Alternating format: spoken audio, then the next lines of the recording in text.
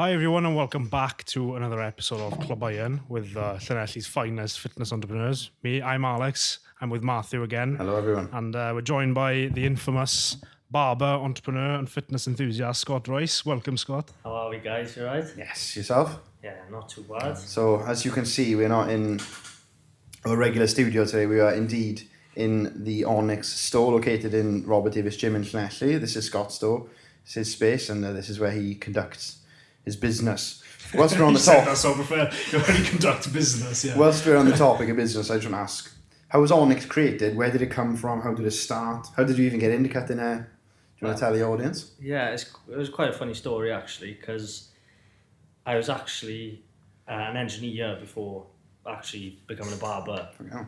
So I done my HNC in engineering, and then I just did not like it when I was in industry. Yeah. Like waking up, you are stinking every day. Do you know what I mean? You're going home covered in oil. It just wasn't for me. And when my heart isn't in something, that will really reflect my day-to-day life. So like I was turning up late for work, you know, stuff like that, and like just booking random days off just so I wasn't in that place.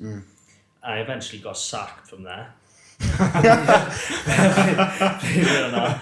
And yeah, it was funny enough. It was a Wine Street Wednesday, as you do. Yeah. And I went into Clwb barbershop in town, and Damien Hart actually was there that day. So I got sacked, and then I went to get a haircut, ready to go on a Wine Street Wednesday. On the Ripper. Yeah. And I was just showing him videos of me cutting my dad's hair, basically. And I ended up asking him, basically, if he was keen on taking on an apprentice. And he was like, yeah, you can start Monday morning. So, honestly, it literally was... Well, he literally just said, yeah, happy days, son, come in. Come in, we'll have a chat. Well, shout out to Damien Hart then. You started off something big there by the looks of it. And then start Monday morning. And then 3 days from the exact date I started, I opened this up. That wasn't by chance. That was by chance, I mean. How long? 3 years to the dog. 3 years on the exact day? Yeah. So I was quite surprised on that. It just fell into Yeah, because I remember the announcement for the shop opening, and I was like, fair, Scott's moving quick. Because obviously you were 3 years, I don't know if that's like a long time in terms of being a barber. But you got this, like, you're obviously really good, and a lot of people, I think, they came to you regularly when you were in Clwb, like they went there specifically for me. For you. Yeah. So I think there was a lot of demand, and obviously you cut rugby players' hairs. So Josh Adams, his hair you cut. Yeah, we did a lot of them. I did cut a lot of them in Clwb. Clwb done a deal with the Scarlets, and they would come then to have haircuts in that in Thomas Street. But yeah, basically from there on, we started this. It's only a few of them followed over, like Josh Adams, he comes here. Samson Lee started coming here for a bit. I haven't seen him in a while. But yeah, just on the off chance, basically, some of them do still pop over, which is nice for the shop. Yeah, it must be a lot of, obviously, like media attention now coming here. They're obviously quite well known. What was your first day like opening here? You know, when you like cut the ribbon. Did you do that, I think? Yeah, I cut the ribbon at the shop. It was like very overwhelming feeling. You don't know what's gonna happen, especially when you're going in from being paid weekly. You're like, right, turn up to work, you get X amount each week, and then going from that to self-employed where you're in your own dough, like you know.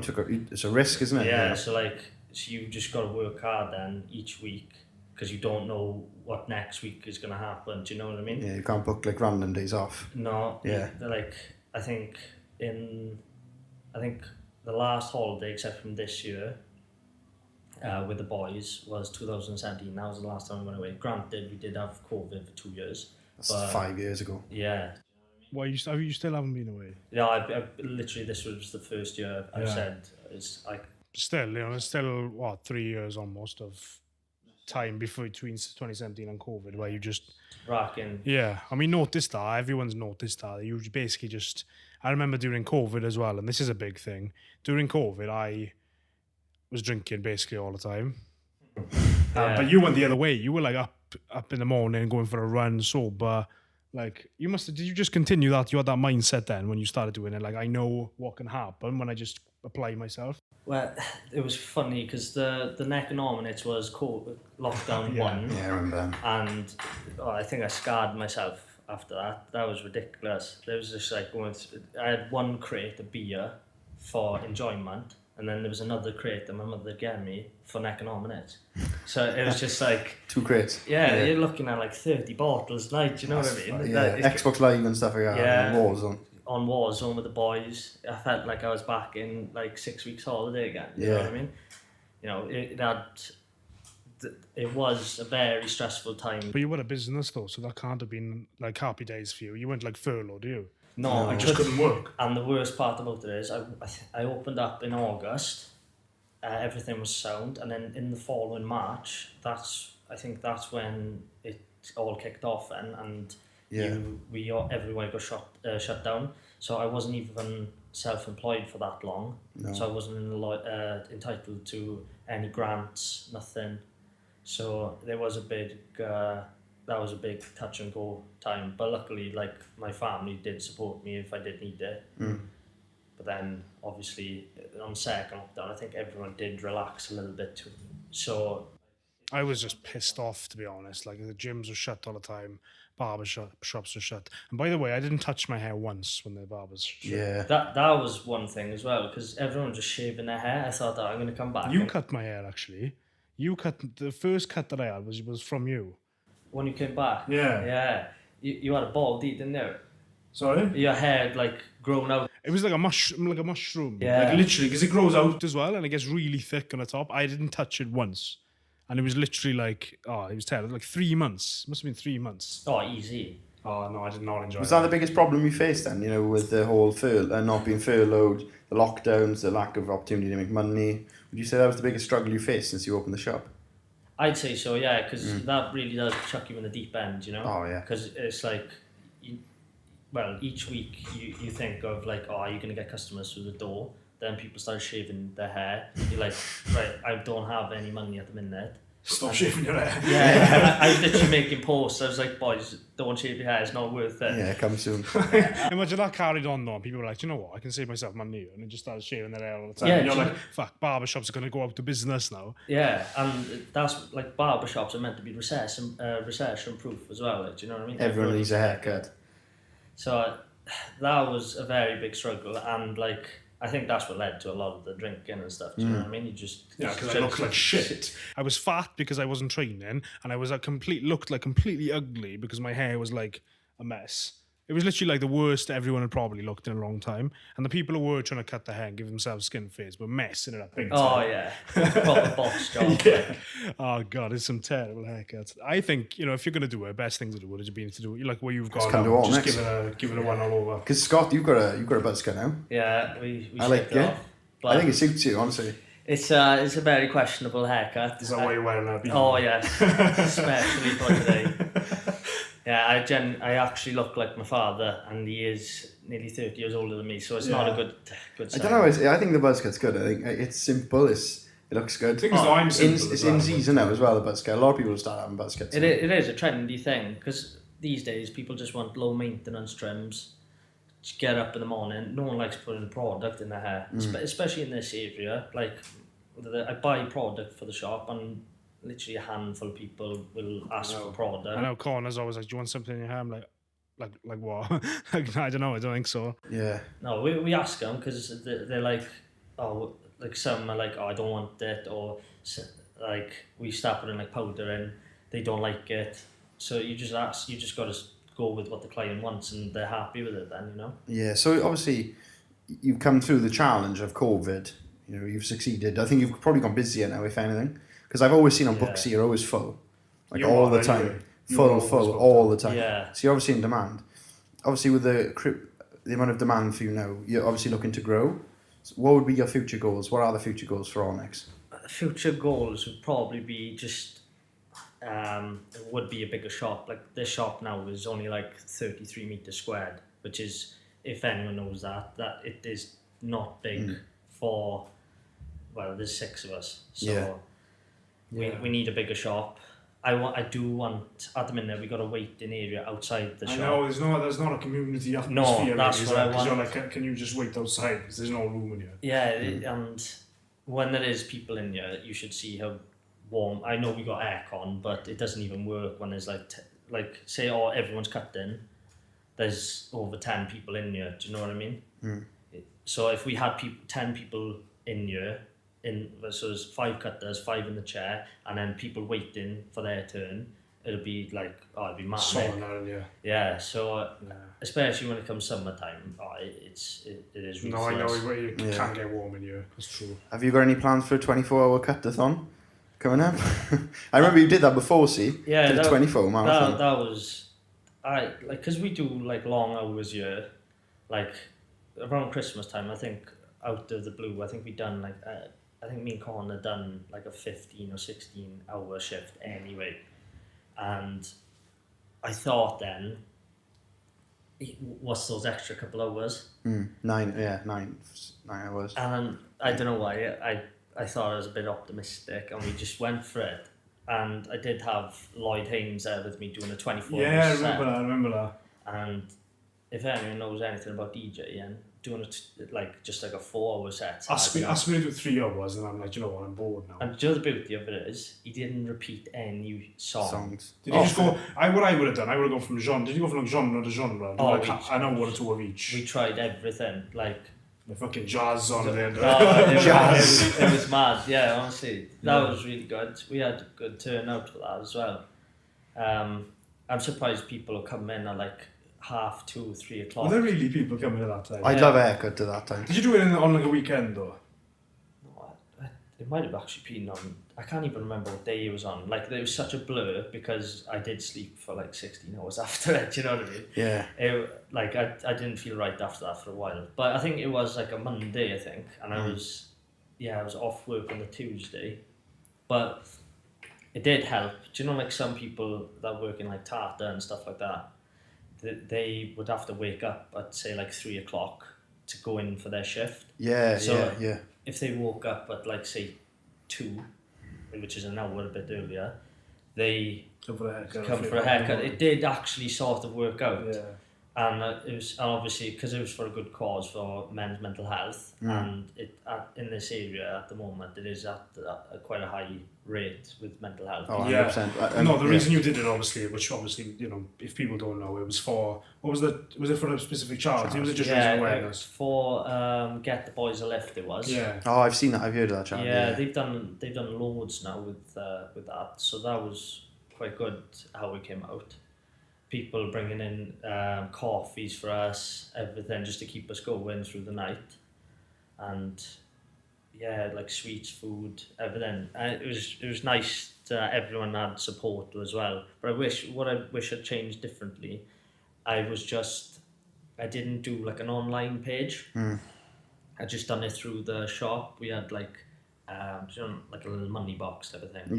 So people like coming in, like there was girls training in the gym, they obviously won't have a haircut from us, and so they were just chucking in like $5, stuff like that. But if you've done it on like an online basis, people these days will it's like a couple of clicks of a button, and they don't have to come all the way down here to donate. Do you know what I mean? So if you do another one, we're going to do a 24-hour podcast at the same time.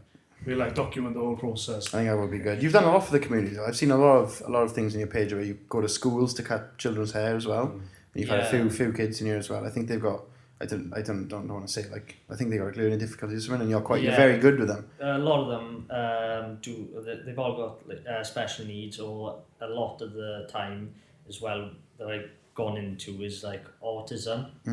So my cousin's got autism, and I remember from a young age that he'd always have to like shave his hair, and like, I don't know what it is, it almost makes him look as if that they have got something wrong with them, which isn't the case. Do you know what I mean? Everyone deserves to have a nice haircut. Yeah, it makes you feel good as well. Yeah, do you know what I mean? So that's why I've gone down that road of that.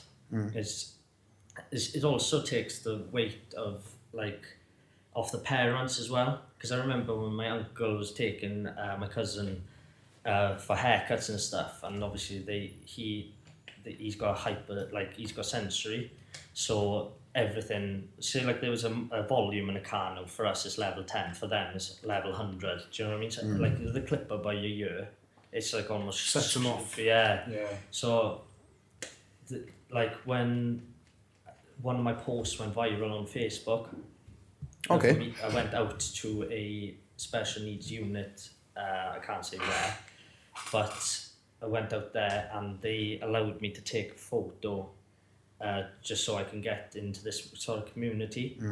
And that one took off that day. That reached out to like 22 million people. Ah, really? Yeah. 22 million people. It had like 70,000 shares, and like Wow. I Well, if you think of it, this is the thing, see, I have not seen anyone else doing something like that. I'm sure there are barbers that will do that, but I haven't seen it, especially in South Wales. I haven't seen a barber that is going to people's houses to sort of adapt to some special needs circumstance. child, and I think think that's it is great. really, really good. It's a really, really nice That's, thing. I think that's why you're very successful as well, as you do a lot of different things to like normal barbers. You've made promotional videos for your executive spray. Oh, that was You've what a done- video that was, by the way. yeah. You've done the fizzy pop can throw. They're so good. Honestly, you still go out to out to Swansea and stuff like that, and people are like, "Oh, fizzy pop." And I was like, "I've done my job. It worked." They're so good, those videos, and it just made your brand so much more wide, I think. I find when you're building a brand, well, you guys know now you're building your own brand here now. Yeah. So, but like once you just want, it gives you a bit of motivation just to see how big this will go, like. Yeah. And it almost gets addictive. Do you know what I mean? And especially me, I got an addictive personality, so like anything I do, it is 100 miles per hour. Same. I can't just like I'm all do in. half measures. Are you the sort of person then that's like, even if it's like, all or nothing, you can't just be satisfied with an average life? You have to do something extreme. Are you like that? Or Yeah, it's like, but then it does get like that. But then if my heart, as I said about jobs and stuff, if my heart isn't in it, I'm like the complete opposite. You don't want to do it. Most laziest guy ever. Don't want to do it. but that's fine. I can resonate with that a lot. Yeah, I'm like that. Like if I don't care about something, why would I do it? Yeah, well, why would you invest your time into that? I mean, there's obviously a benefit of doing the things you don't want to do. It teaches you discipline. But at the same time, if you're choosing a profession, like for example the engineering thing, you realise, this is really not for me. So why are you going to go above and beyond to impress people that you're not interested in, impressing? No. You've got to find your passion. So what? So you literally just started by asking Damien Hart for a job. Did you realise that? Did you know that you wanted to eventually sort of do something yourself, or are you just happy working in 6 To be fair, like if you go to Damien's shop back then, it was like, I think he had a good squad going there. I think by the end there was like 12 boys there. Do you know what I mean? I remember when I started going going there. I can't remember their names. Connor was there though, because that's why I used to go to. When I started, Connor wasn't there. But like we had Fraser, Benjamin. That's it. Yeah. He's got his own shop now. Yeah.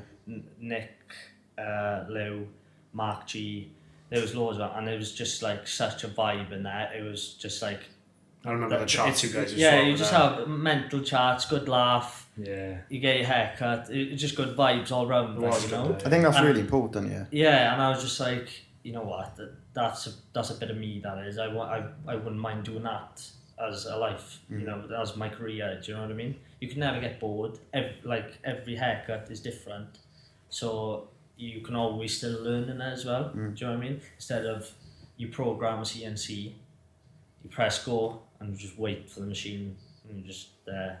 Yeah. Just watching it. It breaks me, honestly. I know loads of boys who work, I'm not going to say where, but in a sort of, they've got like machines and stuff that they have to operate. I don't really understand. Oh, you're on. Yeah. Okay. But Yeah. I just honestly, it just sounds so monotonous, and I love the sort of uncertainty of doing this now, and what we're doing.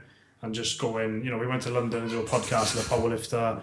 We're going to go probably up to other places and do podcasts with people. It's just a good laugh. Yeah, It is a good laugh. We can't say where, we can't say who. No. We've got exclusive news coming up soon, but not yet. But yeah, no, I like the fact that you just took that risk. Like literally, you've gone from.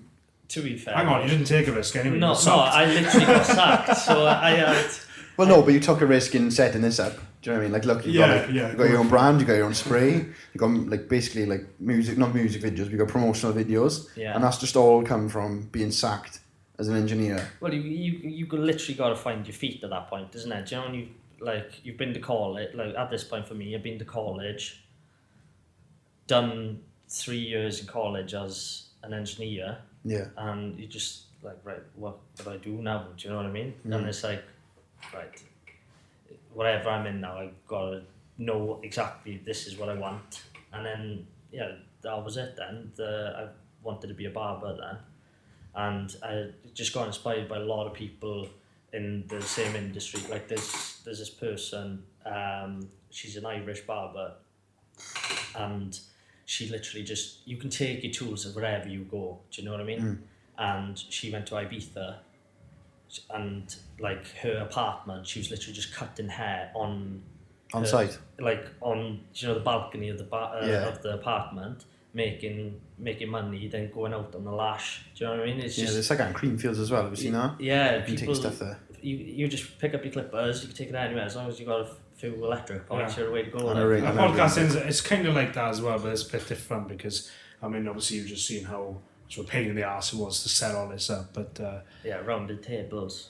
Oh, I know. First time we used a table, and Alex has bought a table with sloped edges that we can't barely get the clips on. And we're still waiting for you to source a table, Matt. It'd be nice if you sourced it. I'm trying my best. Yeah. So obviously we've spoke about one obsession of yours, cutting hair. I want to talk to you about the other obsession you have, which is health and fitness. Yeah. Now, for those of you who don't know, Scott has gone through a massive sort of transformation.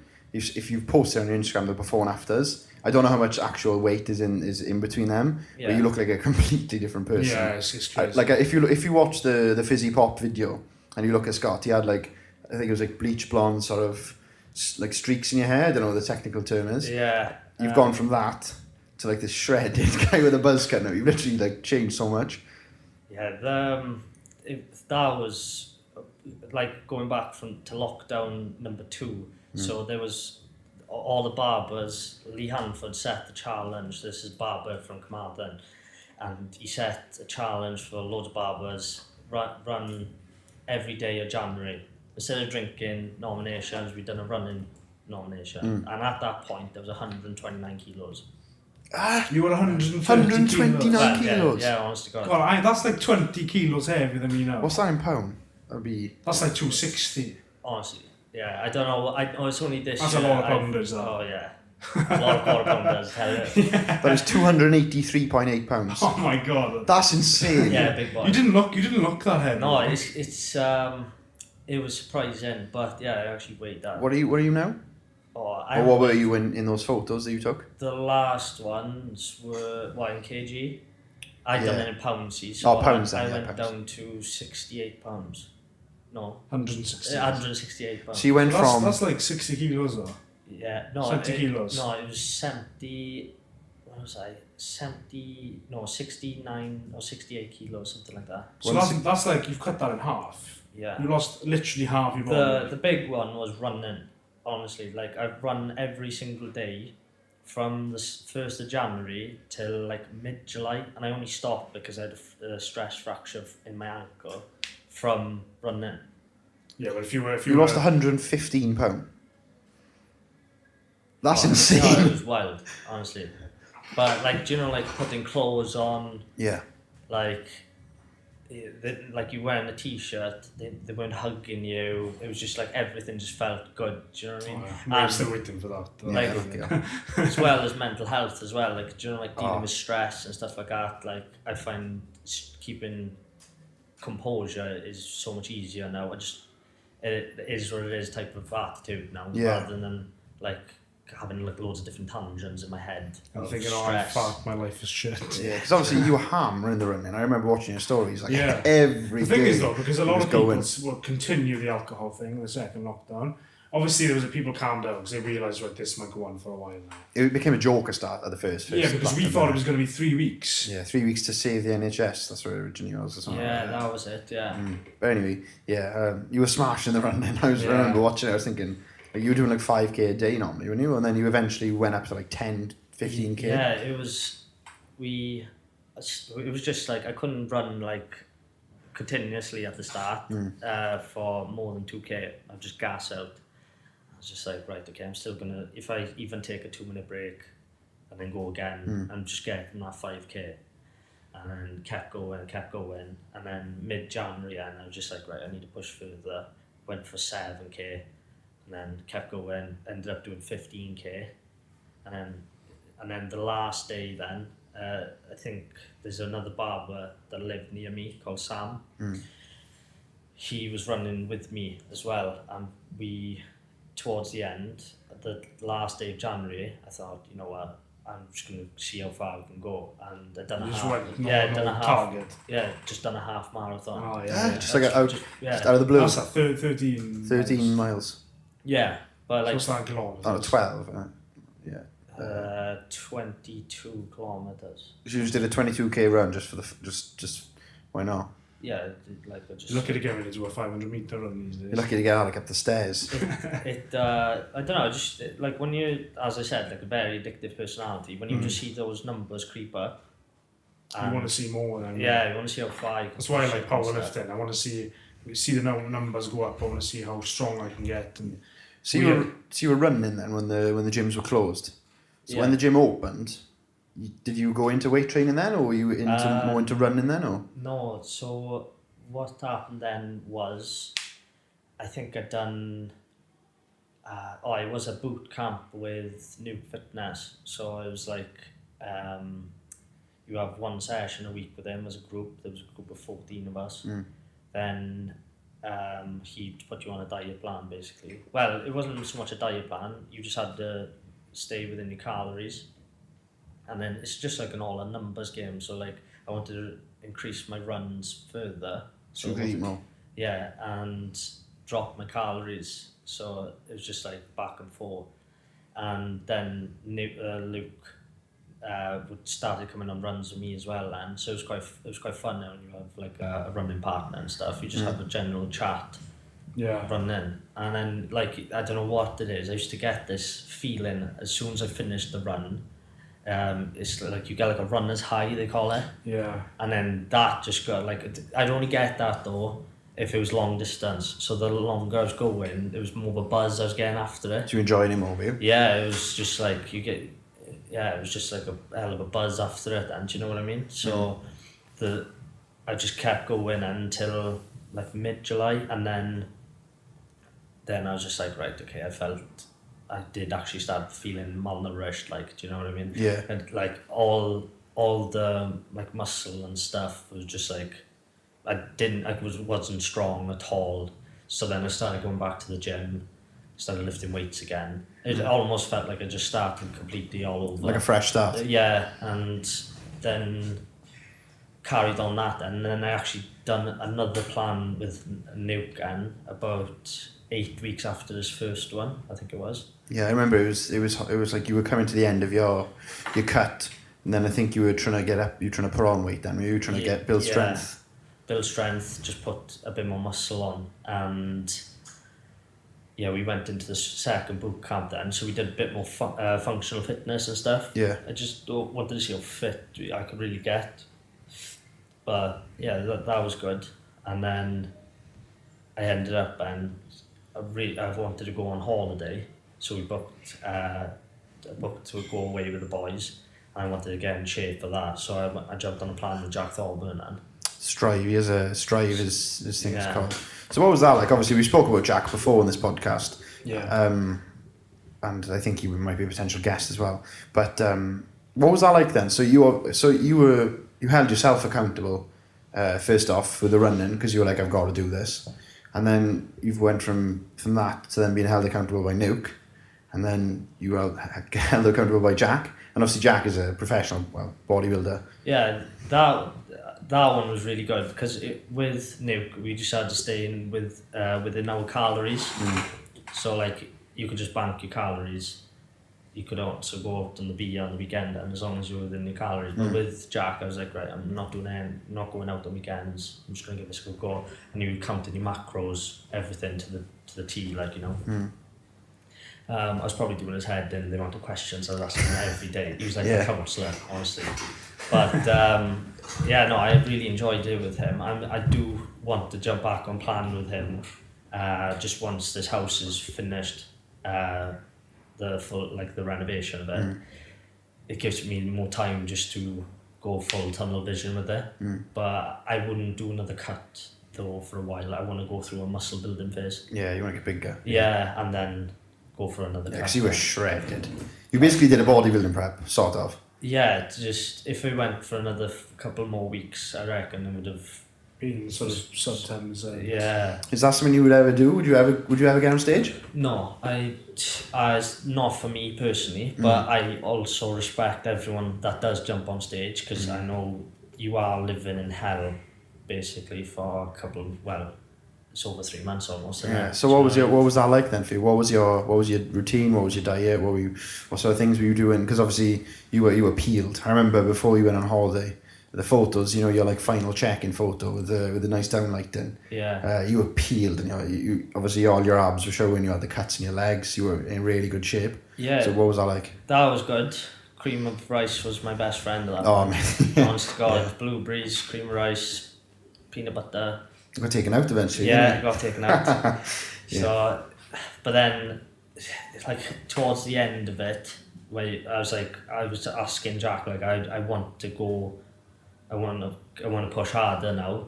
He never forced anything. He was like a good coach. So like do you know when I said like I just want to go 100 miles per hour all the time, and it's when you see more change, you're like, right, can we crank this up a bit? Yeah. And then it just started getting a little bit harder, and we were doing like on the Stairmaster, if anyone's ever done it. Oh yeah. I've done a couple of steps. So you do your training days, like training splits, and then it was 45 minutes level 10 on training days, and then an hour on non-training days. Whilst being depleted through food as well. Oh yeah, I was like a zombie. But you were doing some of this running and a lot of the sort of really strict to the training and nutrition and dieting when, you know, this was post-COVID now. We're not talking about the running thing. So you were, I remember, doing all this stuff in the morning and then coming to work for like hours. For your own business as well. And then in the night you'd be doing other stuff as well. So like, how did you manage to stay energized then through that whole thing? Like, how did you motivate yourself to keep going? A lot of energy drinks. I was basically like a stim junkie by the end. Right. You know? I'd wake up. Well, the only time I could actually fit everything in was like 4:30. I'd wake up and get everything I needed to do in the gym. At that point, I was close to having like nearly I've had my pre-workout meal, train, post-workout meal, which is Cocoa Pops, by the way. Nice. Yeah, Cocoa Pops with just like Perform nutrition. So and then it was like 10:30 here then. Like I start work at 10. About 10:30, I'm like starving at this point. Yeah, because you've eaten your two biggest meals then. They were my high carbs, and the rest then we were just like. So you're 10 o'clock, you're probably thinking, shit. Yeah, like, and you had another 9 hours. Because you're on your feet all day. You're not like sat down. Especially with you, like I've seen, like you're churning them in and out. So cut somebody else. Yeah. So you're probably like hard to get time to. And you have to speak, and you have to cut hair. That it was like mentally draining towards the end.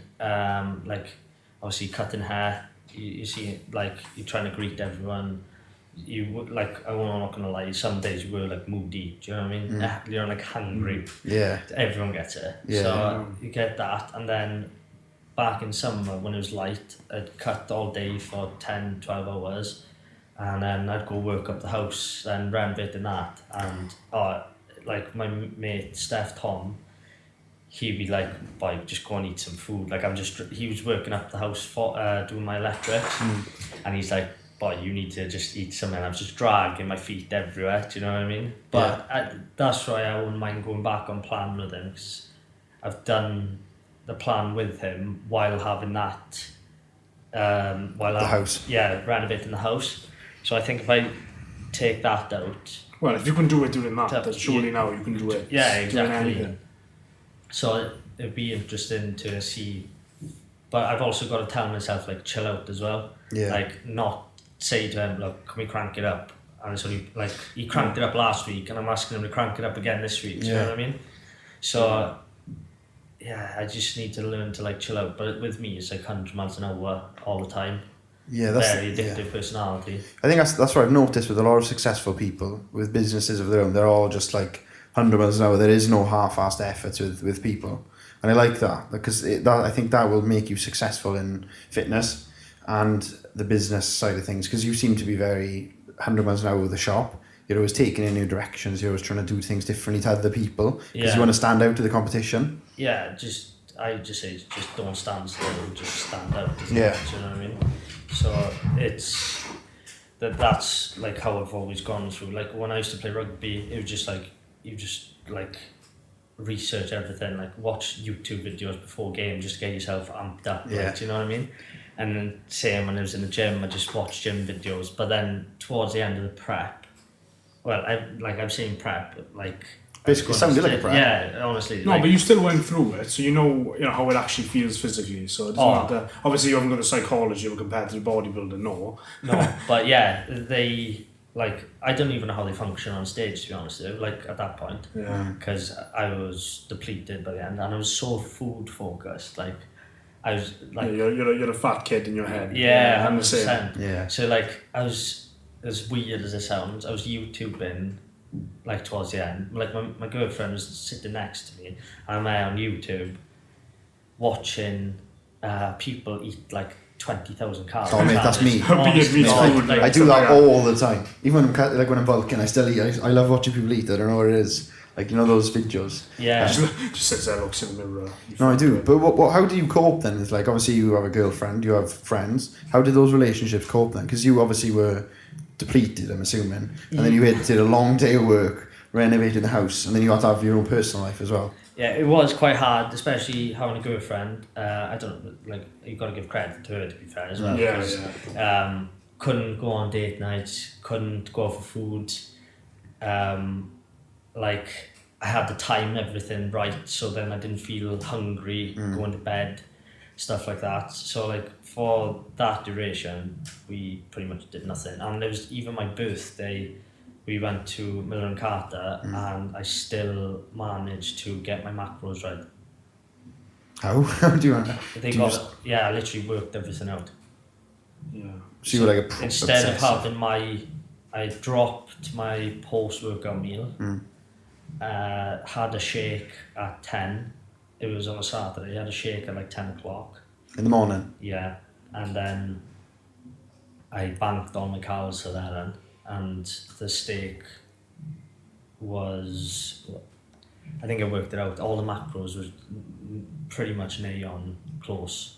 Yeah. Like couple calories maybe over, but the macros were spot on. And then when I woke up, it was straight back to the Stairmaster. So you were like obsessed. You were like obsessed with this lifestyle. Did you feel like pressure on yourself to do it, or did you just do it for like curiosity? Yeah, I was just always, even from a young age, like as soon as like you're able to go to the gym, like especially when you've come from like a rugby stigma, I want to be the hardest bloke about, and do you know what I mean? So like it is that stigma, isn't it? So you're just like watching YouTube videos of like people in the gym. You're like, I don't know, it just really like caught my attention, if anything. Do you know what I mean? But yeah, like with the YouTube videos and such, then I just like watch. Back then it was like Jeff Side. I don't know. Jeff Side. Yeah. I've heard of him. Yeah, I think. Jeff Side, he had like the long fringe and everything. Oh yeah, I know. He's gotten like quite big recently, hasn't he? Yeah, he's a twat, but I don't know. He went quiet. Like I haven't seen videos. No, he was back in the day. He was like, he blew up. It was top dog. Basically. Yeah, it was between him and Ziz. Like, do you know? Yeah. Everyone knows Ziz. Rest in peace. Yeah, do you know what I mean? Yeah.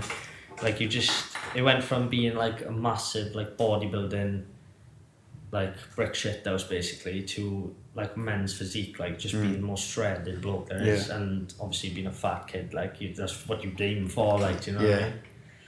And then so like them, you know, like doing the like the diet and stuff and like seeing change and stuff, I was just like, well, I just want to see how far I can actually take this without killing myself basically. Were you like motivated by looking back at like those old photos of you?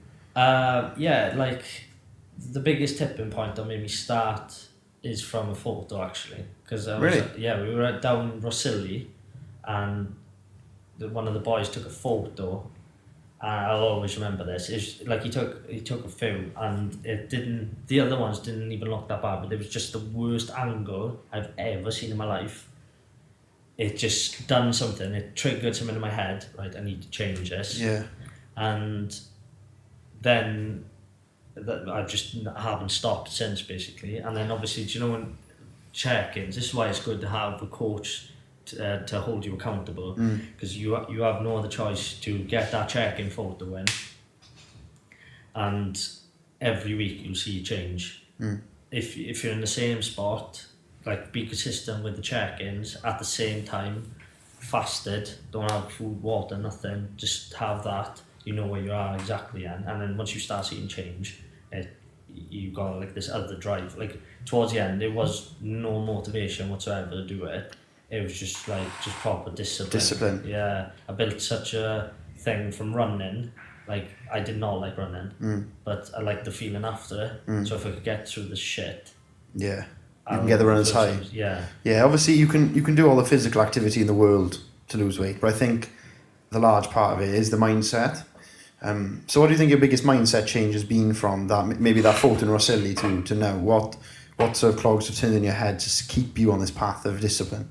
To be honest, just feeling healthier. Like, I honestly, like back then, I remember telling Connor and you, right, like I never drink water, never did, right? And obviously everyone knows me as Fizzy Pop. We had literally cans of pop in here. I'd literally lived on pop and like just junk food and stuff. And there was one time we came in here and I actually looked jaundiced, like the colour of my like thing. He was like, you need to drink water, it's just not healthy, like, you know. And like from there on as well, it did change as well from just feeling healthier, and like once I had that taste of like wearing clothes that would like fit me better, and I wouldn't be gassed just walking up the stairs. Well, Connor made a good point before. It's like I was 129 kilos. That's mad. And then I was always gassed out, needed an asthma pump, when really I didn't need my asthma pump. Basically what I'm on now. Yeah. Oh no, I was a lot. Yeah. Honestly, you walk 5 minutes, I'd be gassed, honestly. And, No, it's not. I think I'd need an asthma pump when I didn't need an asthma pump. But then Just Connor, to get rid of some fat. Like. yeah, Connor made a good point then, and he'd be like, well, you see people with weighted vests and stuff, and imagine carrying or walking around with like an extra 30, 40 vest on, and that, you know, it's a task, and you know that's hard then, isn't it? Do you know what I mean? So if that was your own body weight walking around, it gets tough. So do you feel like, this is sort of a mindset question as well, do you feel, because you do a lot, right, and now you seem to be just always on your feet now, like you won't let yourself be like that fat kid again, barber, train. So do you feel like when you get to the end of the day, I've done what I said I had to do, or do you always feel like I should be doing more, I'm lazy if I don't get that done? Because they say there's a winner's mentality, right? Well, if you get to the end of the day and you're still feeling like shit, I should have done more today, but you worked for like 18 hours, like that's a winner's mentality. Do you think like that, or do you just think, I've done what I need to do today, let me just go to the pub? I did think like that a lot, but I also, like, when I try to chill in the night, these days now, I try to give myself some sort of time to myself. Like downtime. Yeah, because before, I'd like finish work, and when I go home from work, I take work home. I'd either be editing content for the shop, booking people in, whatnot, answering messages of like inquiries and stuff, or trying to build the brand further. But I feel like even when I chill out in the house now, I'm constantly like fidgety. Like I can't honestly, stop. I'm like that as well. I've got to the point now where I don't even enjoy the gym sometimes because I'm like, I've been here an hour and a half, right? And I've got like 3 hours of editing to do. And I work 9 to 5 as well. So I'm in the gym at 6 a.m. every day. And then in the night then, I don't even have time to chill out. I can't. My mother's like, oh, will you make food for us now? I'm like, I'm sorry, Mum, I actually can't. Like, it's terrible because like I'm going out there and I'm like, oh, I need to get this video edited, I need to do clips, I need to send it to Matthew, then we need to get it uploaded, then we need to post on social media, and then even when I come back in and I'm eating food like sat to my parents, I'm on social media then sharing shit. Yeah. I'm never like You can't switch off. No, it's actually bad. And like even like last night, for argument's sake, we were me and the missus watching TV program, and I'm just like doing something, or like I can't stay still, and I get a clip around the head or an elbow, like that. Just like she can just sit there and she can fully relax. I don't Fully feel like detached from your work. I don't feel like I can do that. Yeah. Like if I'm not doing something, I feel like I'm not doing enough, type of thing. Do you get what I mean? Yeah. But I try my best to give myself some downtime, because you can also go 10 steps back because you will burn the candles both ends. Yeah. Well, you know, if you're doing, you know, you start getting into the fitness game, if you feel better, it's all for mental health, you know, you're building this business, it makes you feel great, but it gets to a point where you get diminishing returns, not only physically, where you can't actually do what you were supposed to do anymore because you're too tired, but also it affects you negatively because you're not giving yourself any downtime. Yeah. And look, we're right at the beginning of this, so it's right that we're going 100 miles an hour because we need to build. Yeah. Whereas even though you're still growing, I'll ask you about that now, but I feel like you're getting to that point now where you got a house, Be now, smart, work you've got a smart. missus, you've got to give yourself that time. Yeah, Whereas, you know, I'm single, I can just sit in a room all day and just work for now, but I can't do that forever. And you're a few steps ahead of us, obviously. Yeah, it's I agree with you on that one. It's if you carry on going 100 miles per hour all the time, like you will. If you think of a car, right, you fill a tank up all the way, you go 100 miles per hour, or you stay in like the middle lane and you're just chilling. You'll actually go further than someone's going. You think like, right, 100 miles per hour, I'll get there. Yeah, you just faster. You're burning fuel like it's nothing. Yeah, do you know what I mean? Yeah, so if you just like take a chill bit back, actually evaluate what's going on, plan a bit better, use your time wisely, you can actually make some time for yourself. Like. So do you actually schedule that in? Like, do you have a schedule then, or do you just have to? I'm very simple. Like I don't make anything difficult than it needs to be. Do you know what I think that's a good way to be as well. Yeah. It's like, yeah. do you know, even when I was dieting, it was like, right, you can make, like, have you seen on TikTok, you can make these like mental recipes. They're like really healthy food, but Yeah, they're really complicated. They take like 20 minutes to make. Just chuck 125 grams of chicken in, 100 grams of jasmine rice, And bang. and I just 200 have grams microwave green rice veg. and tins of tuna. It's literally like a 2-minute meal. It's quick, no, do you know what I Yeah, mean? I was thinking of hiring a personal chef just because I can't be arsed. Yeah, don't Lean start. Kitchen is Yeah, that Yeah. kitchen's the one. Yeah, I reckon. Also, shout out to Lean Kitchen as well. I forgot what I was going to say. I just feel like everything I do, I just keep it simple. I don't have a schedule. So, well, I sort of do have a schedule, but it's not like written. Do you know what I mean? It's like, Well, you've got obligations. You know where you've got to be here at that time. You've got that cut at that time. All of these cuts, then you've got to do the house at that time. You don't need a schedule if you've got, like, I got a 9 to 5. I don't need to schedule what I'm doing. yeah, at 9 to 5. the more simple it is, it's easier to tick the box off. Do you know what I mean? Yeah. So that's what I said about like dieting as well. Like, you could have these fancy meals, but I don't know. I just kept it simple. I think you've got, especially if you're busy. It was just like quick. Well, it wasn't quick. I prepped it all on a Sunday, and I was set for the weekend, and it was just simple, just chicken, rice, and green veg. And the only thing I'd mix about it was either tender stem broccoli or green beans.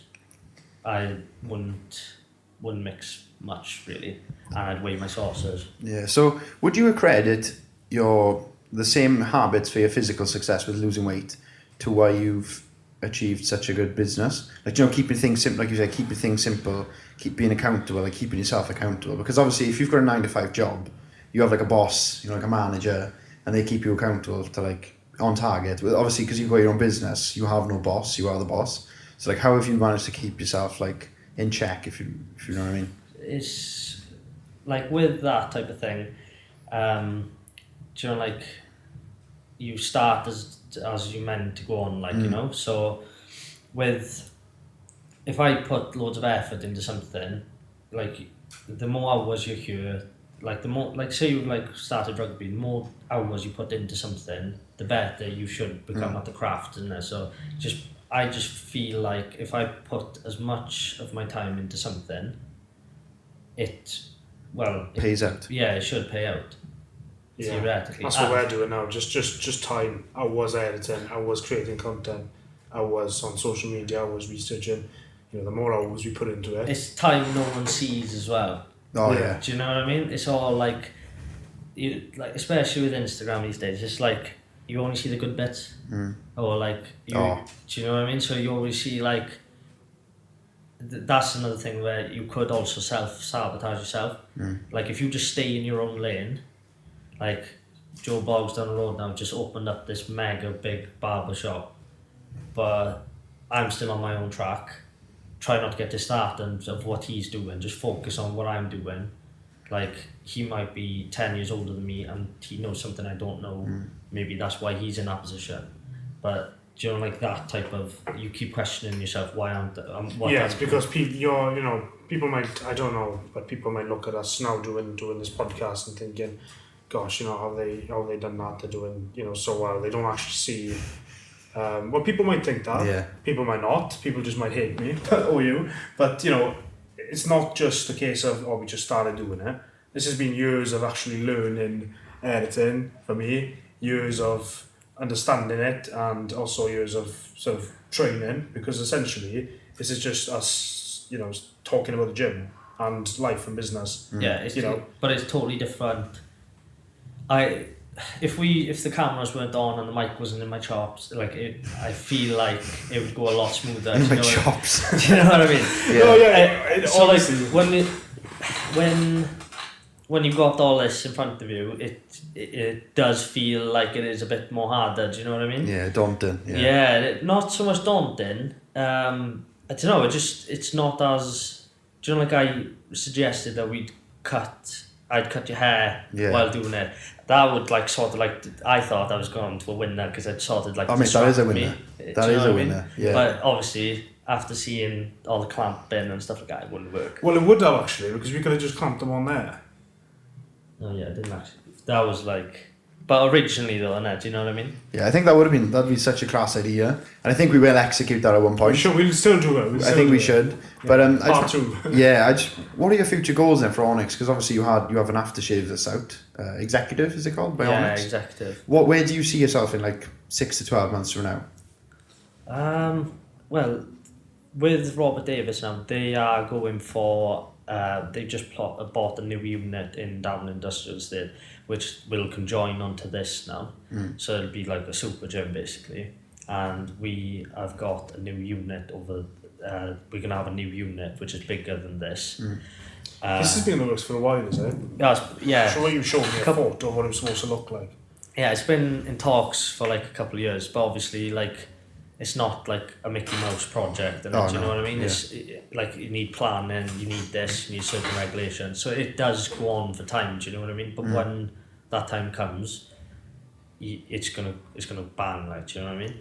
So the big future for Onyxx would be, because obviously I've opened up a beauty salon as well. Yeah, you have. That's also across the road from you, I think. Yeah, so my girlfriend runs that then, and so with the new unit, it'll just be one part of that building will just be all Onyxx, and we'll have the shop front window. You'll have a different part section. Yeah, you won't have to walk through the gym and stuff, and with the beauty of it, like there's stairs here and stuff like that, so it allows me then, do you know, I do like special needs clients and stuff. Yeah, there's no lift or anything. Yeah. They do, but I'd rather not use it basically. Yeah, it makes them feel a bit better. If they could just go in, there's no uncertainties. Because if, say, argument's sake, that lift did break, it's just a palaver then, isn't it? Yeah. So that's why I also go out to schools, because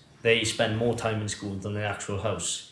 So it works out a lot better. So you want to become like a big brand then, do you? And you want to have like different branches. So you've got like Onyxx Beauty, you've got Onyxx Haircuts, you could have like Onyxx Skincare. So you want to have like a brand, do you? There is low. I just want a bit like something I believed in for years now, was just the brand, and just spread it and see how big you can make your brand like. And I remember when I went to New York, just imagine seeing your brand on Times Square. Yeah, Do you know what I mean? That'd be sick. It's just like it could possibly happen, but Could definitely happen. do you know what I mean? 100%. Like as long as you've knuckled down, put the work in, you never know what opportunities come out then. Yeah, But there's something that is immediately striking me there. You know, are you an entrepreneur or are you a barber? Because if you want to grow Onyxx massively, I don't know. I mean, obviously, I'm not a barber. I don't know how much time you have and what you can do. But I don't think you can do the 12, 13-hour shifts and build a massive empire with Onyxx. Or do you disagree? What you think? With this shop, the more time you spend here as well, you also meet new clients. Because if you didn't come to the shop for a haircut, we wouldn't have a podcast today. No, we wouldn't know. So Very true. you're in the mixer of people. So it's like this is how I know people to come up to the house to renovate. There's tradies coming here. There's businessmen that come in here. You are striking like a business conversation without even trying. You're networking then. Yeah, you're networking. Do you know what I mean? Yeah. So, like I cut this mortgage advisor's hair, and I'd never thought about buying a house or anything. And he's like, we just got chatting and ended up buying a house because he said it's the right time to buy in the market, and we just went for it. Do you know what I mean? So your networking in a business is massive, I'd say. Oh, 100%. Yeah, but would you then, how would you reckon you could expand then? Would you just have like a HQ, like a massive Onyxx shop, and then loads of little ones around the UK? It's loads of people have asked that before. Would you open up another shop? Yeah.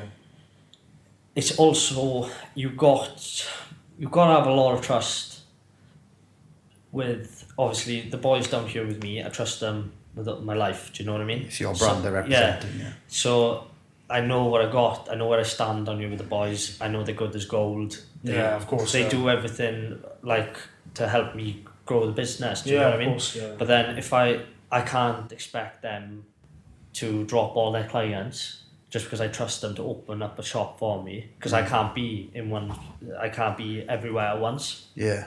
Do you know what I mean? So I find it hard then, if I was to open up a shop in Cardiff, I have to have real good trust in someone to make sure they run it how I'd want it, so they don't tarnish the name. Yeah, it's your brand they're representing. do you know So, what I mean? but don't you think you need to do it anyway, eventually? I think you have such a good sort of brand, and I think you've got a lot of young people who come to you, and you've got like loads of recognition as well. Like you said, people could come see you in Swansea and they say fizzy pop to you. So I think you've got a good platform. I think if you wanted to expand, I think you would go so many directions. Yeah, that's why I just want one massive HQ. Like the plans I've got, I don't want to disclose anything yet. Yeah, of course, yeah. It's all, but for what I want to happen, if it does pull off the way I want it to, that you don't need more shops. No? You've got... But it'll be like a tourist attraction then. So you want it to be like people, because obviously if you live in, somewhere in England, you're not going to just pop down for a haircut, but it'll be like a tourist attraction, and it's like, oh, that Onyxx, that class barber shop. People will travel down there, won't they? Yeah, it's like, eventually I don't want, you see the word Onyxx in the, what's it called? My mind's gone blank, in the logo. So do you know the word Oh, Onyxx? you just have... Just the O crown or just the crown. Yeah. Like I want to get to that stage where, do you know like the McDonald's? It's like Nike and Well, that's what we want to do. We want to get rid of Clwb and just have a dragon. Yes, but people need to know, right? If they just seen that now, they're gonna be. They don't know it's Clwb, and they Yeah, don't they know need what's to- on It's it. like Gymshark. Like, I mean, if you didn't know Gymshark from the beginning, If- you wouldn't know what that means. No, do you know what I mean? It just looked like a logo, but Yeah. they built it so big and so everyone knows. Like, especially with McDonald's, you just go there now. There's just 2 arches, and you know it shapes like an M. You know, right? That's McDonald's. Do you know what I mean? Yeah. So, if you can build a brand that big, and you've got like a big billboard outside, or like a big sign with just the crown and the O, and they're like, oh, I know what that is. That's Onyxx. Yeah. Do you know what I mean? Yeah. That I just need to.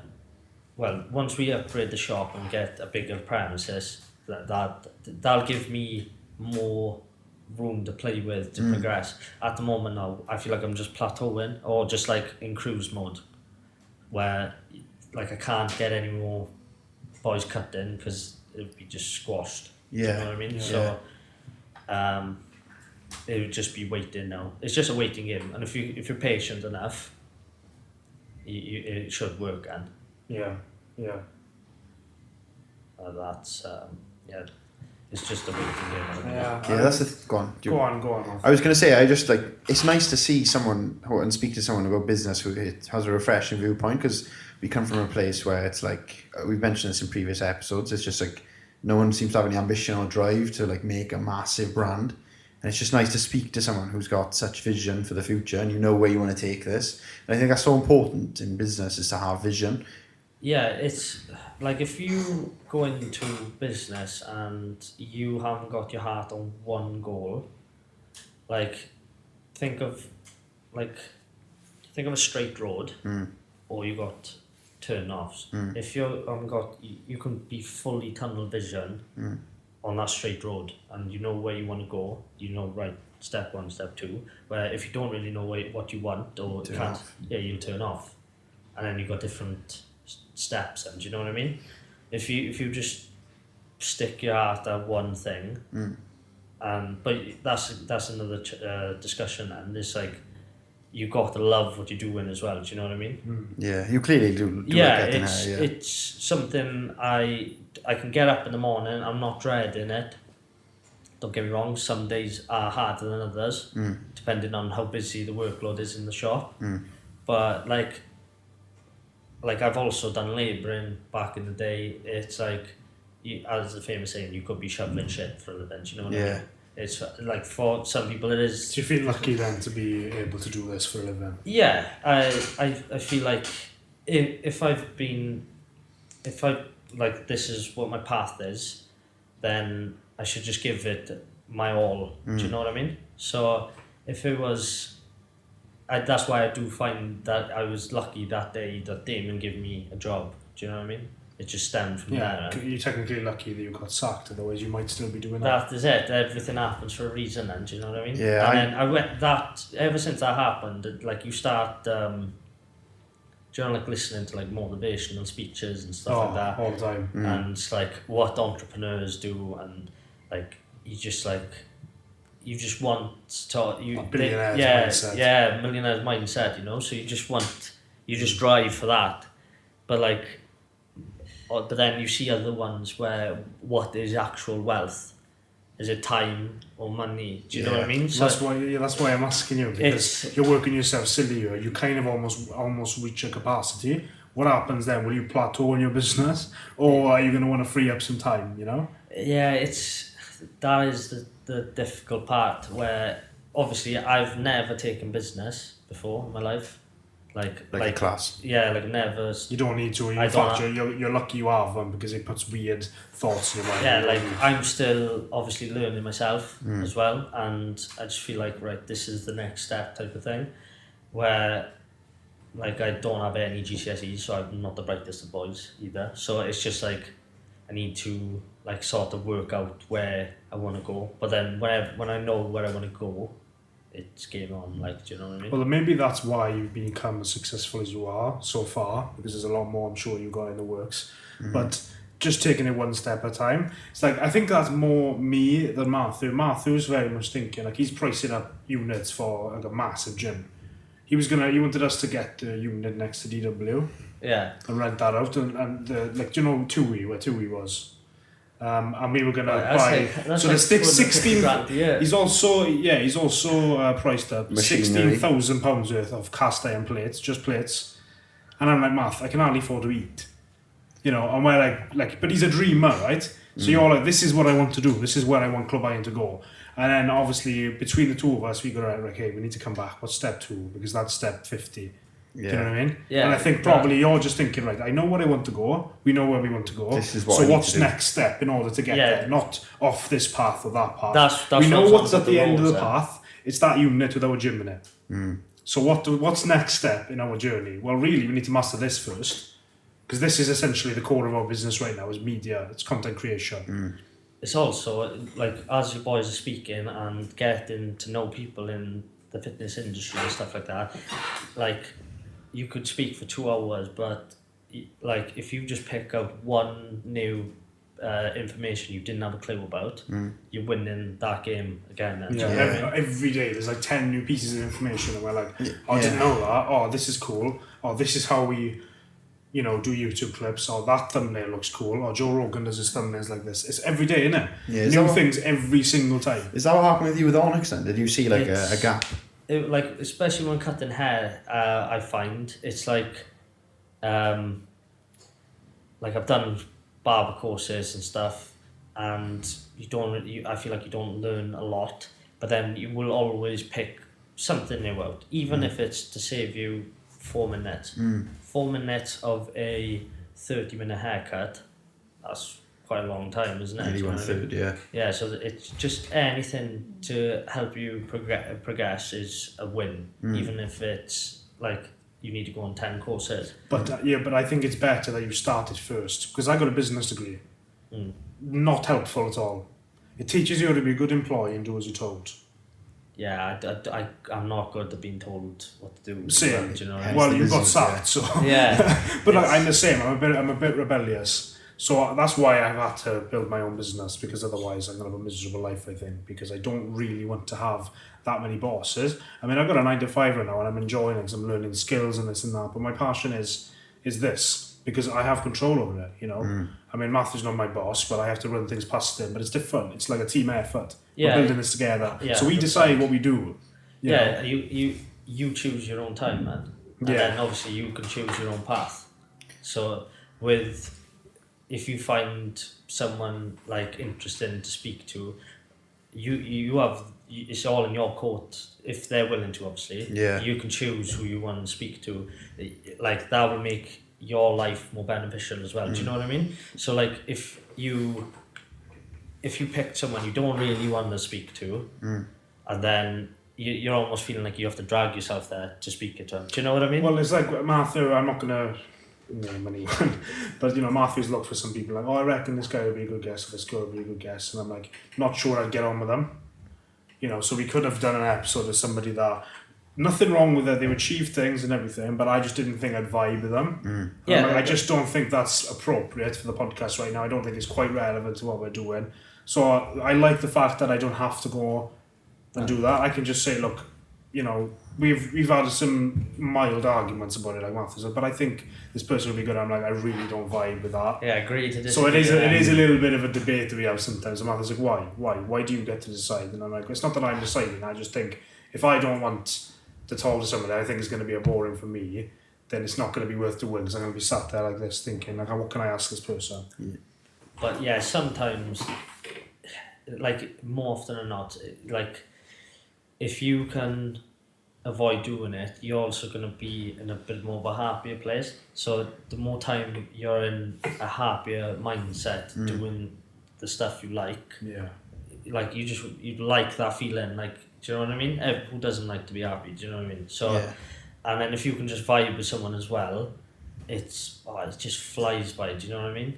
There's like, do you know, like, when you go, one job I really couldn't do would be like, do you know, like, on the phone. Oh, the like call centre. Oh, mate, like, they're not phoning in for a good chat, are they? No. Do you know what I mean? They are phoning in to complain or thing, and you're in this like negative mindset constantly, like, do you know what I mean? So like, if you can avoid that, you can prolong with what you're doing day to day then. With trying to build this. I think you surround yourself with a good team as well. I think in the shop, whenever I come here, I've noticed it's like a group of boys just cutting hair. It's not like you're the boss, you're my employee. That is like so like, I don't know, like, you're not stood in the corner with a suit on. Yeah, you're not like, right boys, do this, do that, do that. You're like, you just all seem so tight knit and close. I'm sure you are. You're not like letting people get away with all sorts of shit here. No, like everyone, all the boys, they know their boundaries and stuff. Like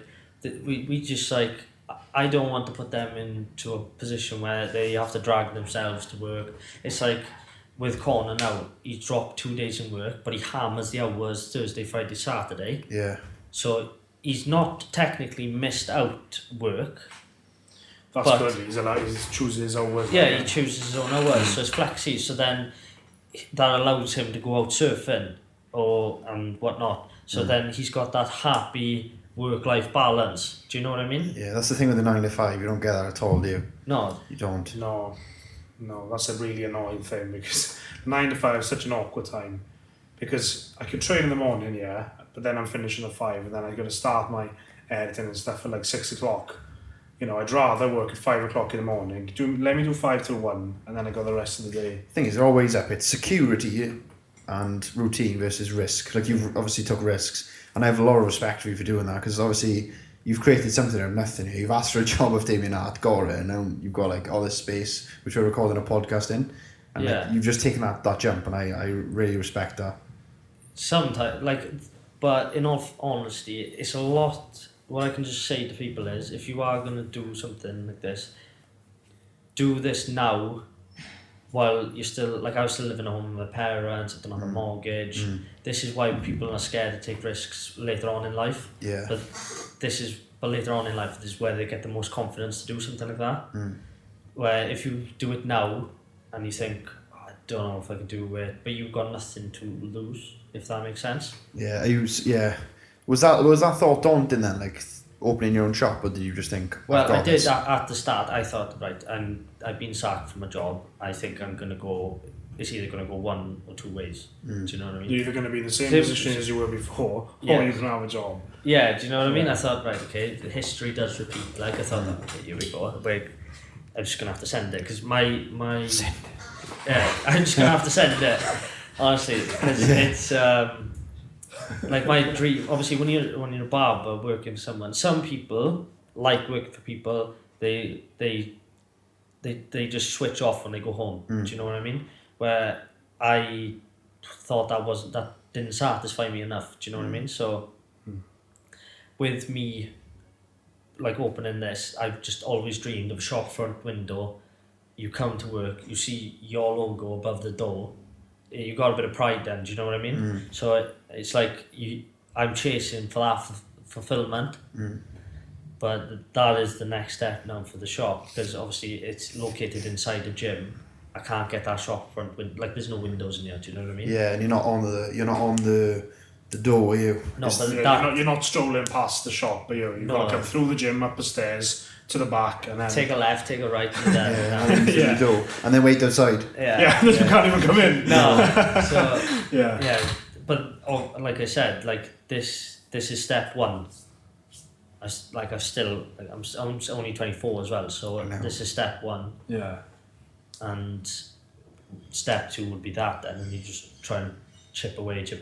Patience and just chipping away. That's what we need. You know, I'm thinking, how can I make money from this now? That's the thing, see, because we're young. That if I was to say something, don't look at money, because like at the start I didn't have a pot to piss in. Like you just got to be there. The more hours you're there, the more. Just be there. There's like tradesmen now, for example, they're on job or not. They don't have a 9 to 5 where they finish at 5. Right, I could book a haircut from here to there. Like I'm with them, as soon as they finish their job, they will text me, any chance for a haircut, blah blah. I know it's last minute, blah blah. You work on, like you get those extra boys in. Like that's just them saying to other boys in the trade, he works on all the time. You're just generating more customers for yourself, and also building more relationships. I bet you've got a massive network. Oh, I bet. You're quite well followed on Instagram. You engage with a lot of people. Yeah, it's just like more time you're here, you just meet so many people. And it was like the other day, something popped up on Booksy, my booking app, and just the app alone. Some people walk in or text me through Instagram, so it's probably way more. But 20,000 completed appointments have been here. In 2018 you opened. Yeah. So 4 years you've done 20,000. That's 5,000 a year roughly. Yeah, that's between me and the boys. So That's insane. that's a lot of conversations, boys. I tell you. Well, 20,000. See, that's at least 20,000 people. That's I guess. the thing. See, like one of the things that I noticed about uni, one of the main lessons I had from uni was I needed to not spend as much time reading all the boring shit. I needed to spend as much time as possible meeting the finance guys, meeting the businessmen, talking to people, other entrepreneurs. You know, actually meeting people. And I've got networks now and people that I know. That's far more valuable than, you know, the textbook that you can buy online anyway. Do you know what I mean? Yeah. So, like, that's a huge thing. Like, I really wish that I don't know how to do it with our line of profession apart from... Just speak to other podcasters. Yeah, probably. Like, honestly, you could research about podcasting, but someone's already done that job for you. Yeah. Do you get what I'm trying to say? Yeah. So when you sit in a dark room and read a book on podcasting, what's that doing? Doesn't it get you anywhere? Someone's already done it, and they've passed knowledge on to someone else, which is passed on to someone else. Do you get what I mean? It's just coming on to you. Yeah, so then instead of reading a whole book that means absolutely nothing to you, they've taken the best part out of it, and they've just, like, you've networked the best parts where are actually useful. Do you know what I mean? It's a bit like us, because I had a podcast before. You know, I've had one since last February. And then when we started this, that's done and dusted now. But that was a big learning experience for me. So basically all I've done is I've taught Matthew how to podcast in like a couple of weeks. I've been like, don't worry about all that shit. Don't worry about reading anything. Just start with this. And then when you get a problem, then you Google it. You're like, how do I use a roadcaster? Yeah. You know, how to record a video podcast. Instead of doing a whole course of it and then forgetting 99.9% of it. Yeah, you know, start first and then learn as you go. 100%. I find it better just like that. And also with me, if I read a book, I can't really understand like the big fancy words. Yeah. So it needs to be digestible. Yeah, it needs to be broken down for me, I'd say. So like, you know, especially Barber, I'd say I'd got like multiple personalities type of thing, where you would adapt to your client the way they speak. So like an older guy, you wouldn't be, what's happening, pal? Do you know what I mean? You'd be a bit more formal. Yeah. You're doing fine, gentleman. Yeah, so like the people you network with, I'm sure they'd be the same then.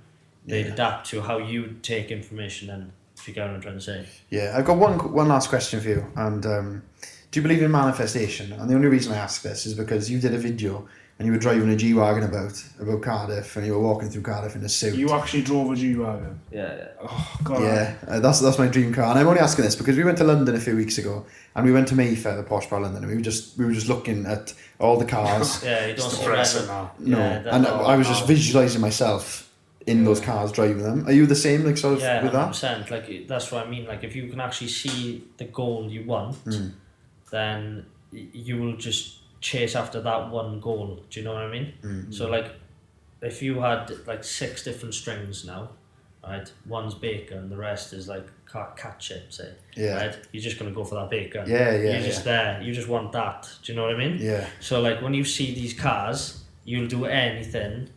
If it's like, right, someone said, look, you work 120 hours a week for the next year, you'll get this car. You're gonna do it because that's your dream car. Yeah. Do you know what I mean?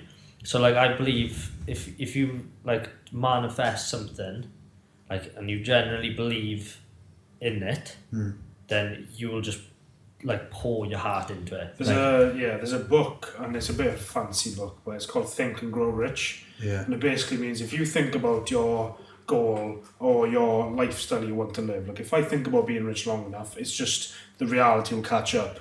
Like if you think, I don't know if I can do this, you never ever ever get there. But apparently if you just literally think about the life that you want and assume that is the life you're going to have, eventually you'll just get there.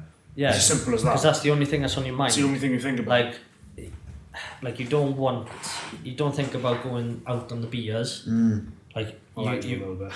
Yeah. that, unfortunately. but that's it then, isn't it? If like you really wanted that, or like you want to go out on the beers. Yeah, but I've sacrificed that. Like, I love it. I love the pub. And Matthew's like, because we went to London, right? And I said, I'm going to go to the colleges for a pint.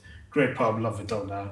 But Matthew was like, did London mean nothing to you? What the hell's the matter with you? Yeah. You know, we'd got all this stuff on the weekend. We got podcasts to do, editing to do, and you're going to the pub. Like, and it's literally, I went off track.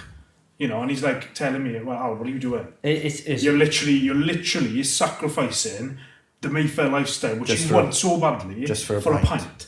And when you say it like that, it's like, well, fuck it, I'm not going out there. Yeah, no, honestly, and I totally understand where you're coming from, because you will, it's lucky there's two of you, because you will lose a lot of friends in the making, because obviously you're not socialising anymore, you put in hours into this. Like Saturdays, if you're working your normal day job, and then Saturday's the only time you can do podcasts, well, you're not gonna go out because you want to be. No, we were yesterday all day. We were doing it. You know. Do you know what I mean? And it takes time, and like you don't want to come on your rough.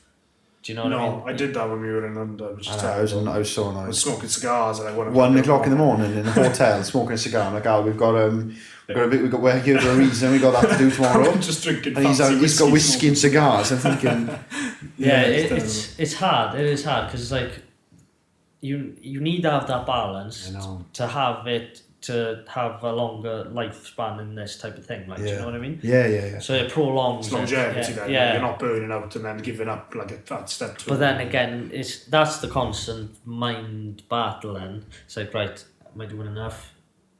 But then when you stress, or should I go for a drink? Or yeah, but I've got this work hard, play hard mentality. And Matthew's like, that doesn't really work. You can't work hard after you've played hard. No.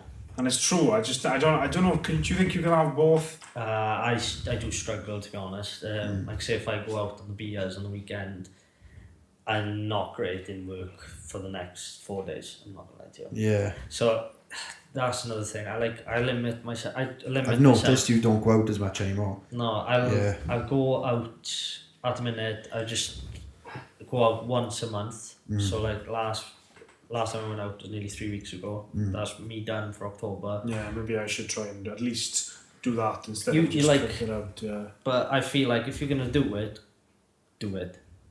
Like go hard. Like send it. Like just send it, because when I go out, I'm like I'll get in such a state. It almost puts me off for the next few weeks. Like so, I get. But that doesn't seem healthy. It's not healthy, but it works. You know? If you've got to poison yourself, you might as well do it. If I'll do half a job, man.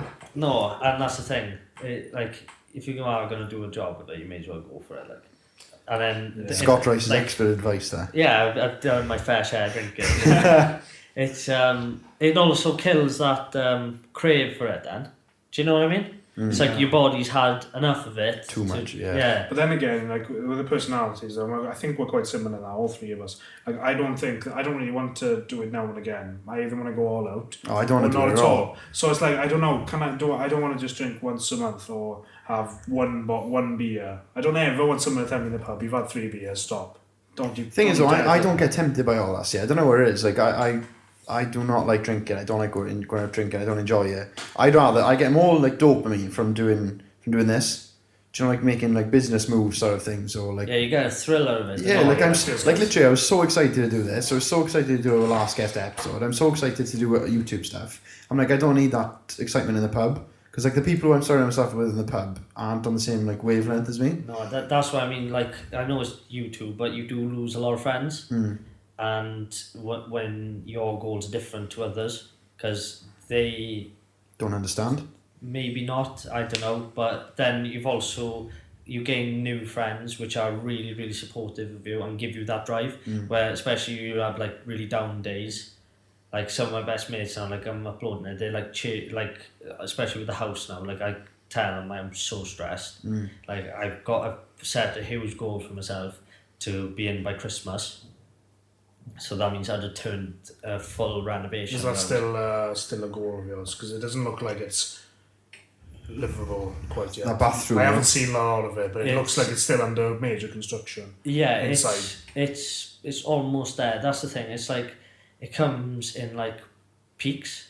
So it's peaks and like troughs. All of a sudden you see, oh shit, it's actually come in. yeah. So then Yeah. it's like right, like it's like dusty. Not you can't do anything in there. Then the flooring's down. The dust is gone. The walls are painted.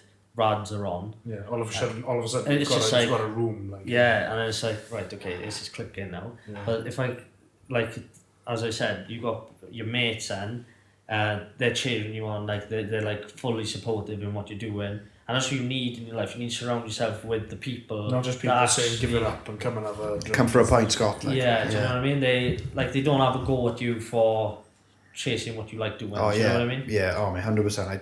I don't find, think. I Yeah. find that very toxic. Like, you know? Oh, mate, yeah, 100%. That's something I hate so much. And I'm not necessarily a weak person, but I am quite weak-willed. I'm just going to be honest. And I sometimes give in to him, like, you know, maybe you're right. Maybe I'm not being a good friend. I'll just come to the pub instead.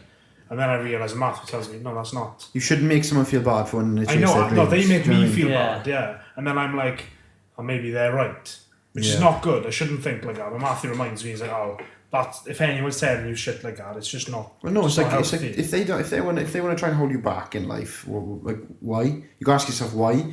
They're so insecure that they won't advance that they feel the need to pull you back so you don't advance. But It's then- like you're moving further away and they want to like reduce the gap between. Yeah, you I both. wouldn't say they're doing anything wrong, because they've got a totally different mindset to what you got. Yeah, that is true. Yeah. So it's like you look at it one way and then you look at it another way. So they've got a different mindset to what you've got. So like they're happy to just go out on the piss, Yeah. enjoy. That's what they want. Do you know what I mean? Where like yourselves now, you just want to see where you can take this brand type of thing. 100%. Do you know what I mean? So you're on a different course to them. Yeah. Do you know what I mean? I don't They- think people understand it, like the old entrepreneurialism, because it takes a lot more than just like what people see. Obviously, there's a lot more to running a barber shop. And you know. let's finish with this question then, because we might get locked in the gym if we keep going too much longer. 5-2. I wouldn't complain. Yeah, but we were thinking actually, because even though I got a business degree, it doesn't teach you about entrepreneurship, not really helpful to what we're doing now. Where have you gone to for advice? Have you had a business mentor or something like that? Like, how have you actually got the answers to your questions when you've been doing this? Honestly, I don't think I can actually answer that, to be honest, because I haven't seeked advice for anyone.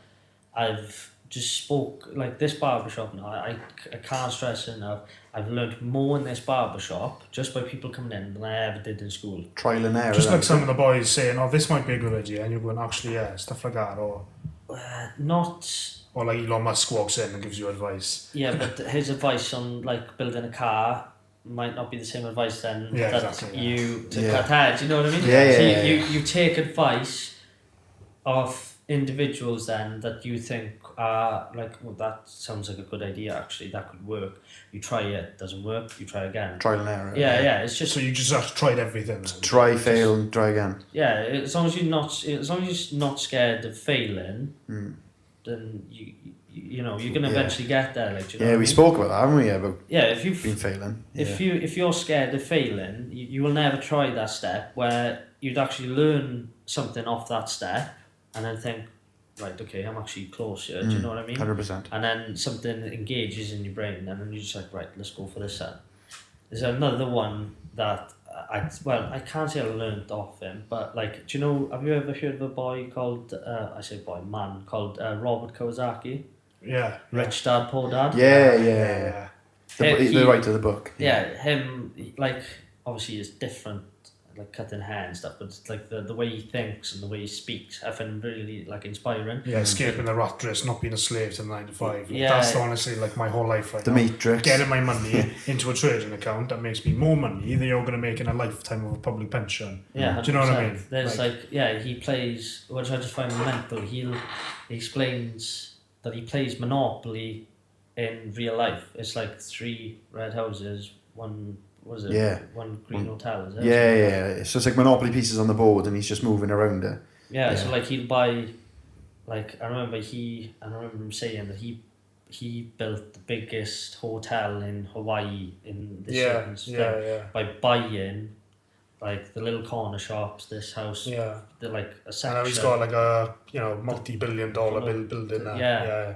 But then he also says like he's like people have stabbed him in the back and stuff, but it's all about like spirituality, and like that's how he grows from it, because there's right and there's wrong, and with him just saying these things, like it just puts life into a bit more perspective for myself. 100%. Yeah. It's like, right, just stop worrying about the things that you can't control and just worry about the things you can control. Yeah, I tell people that all the time. Yeah. People worry about so much, and it's like, well, It's the thing, it's can you like control it? No, yeah, it why literally worry? goes back. I know I mention this in every episode now, but there's just two things. There's one thing called a circle of concern, and one thing called a circle of influence. Yeah.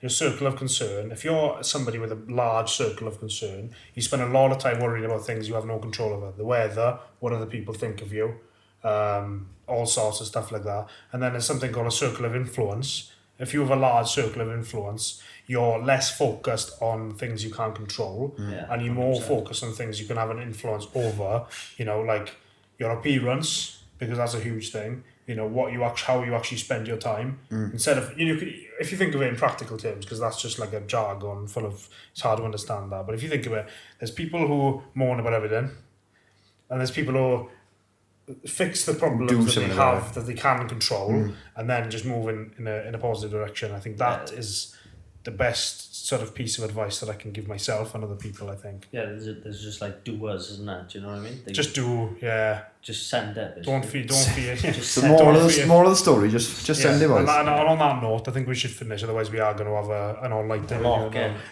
could do a 24-hour podcast. We should, yeah. I'm not sure we've got space in the bloody SD cards though, but yeah, the roadcaster will go for a while. But yeah, Scott, thank you so much for coming on. Thank you guys for having me anyway. It's been a pleasure. I suppose we came to you, didn't we? Yeah. Yeah, but we'll definitely we'll do something with you in the future. Yeah, we'll have to do like another podcast. Something Definitely. Yeah, 100%. We can set something up. And if you want to find Scott's services, we will link them below. We'll link his Instagram page, his personal one, his business account. I don't know if there's anything you want to say, Scott, whilst you're here about your shop. Just thanks for coming to the shop, boys. And it's been, it's the first podcast I've ever done. It's been good. No, it was a really good conversation. Yeah, it's a good laugh, to be honest with you. It's good. Yeah. As long as you like, right, chill out a bit. Yeah. No, I'm going to expose, all the clickbait. Get it going. But anyway, thank you, Scott. Thank you for your time. We appreciate you coming on. If you like this episode, don't forget to give us a rating. Give us 5 stars. Send it.